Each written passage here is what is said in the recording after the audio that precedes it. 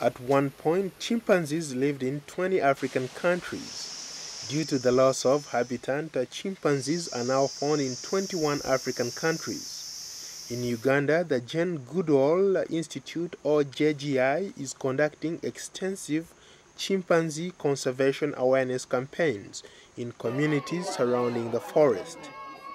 Veterinarian Peter Appel runs the program.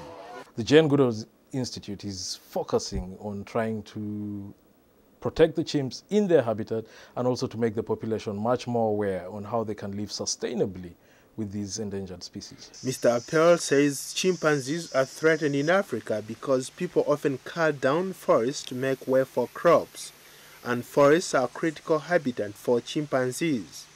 He says that chimpanzees are also accidentally trapped. Chimps have been incidental victims of traps that have been laid by the communities.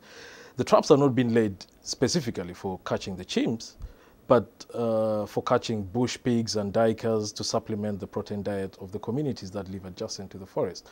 But unfortunately, chimpanzees are also caught in these traps. Over the past 4 years, JGI has developed an ecotourism site in Budongo Forest Reserve that promotes and provides alternative livelihoods for rural communities. The thing about the ecotourism site is that it employs people from the communities. Yeah, we trained them, we employed them, so they're earning a living directly from the ecotourism site.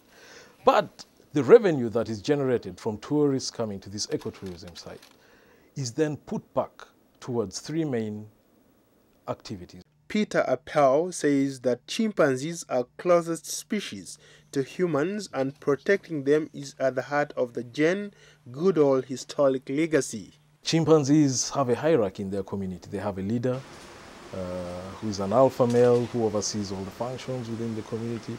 They live in groups, in communities, in families.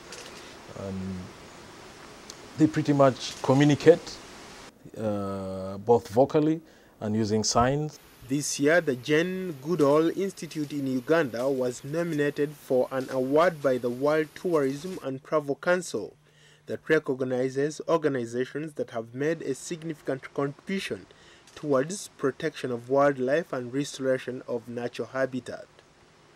Paul Ndiho, VOA News.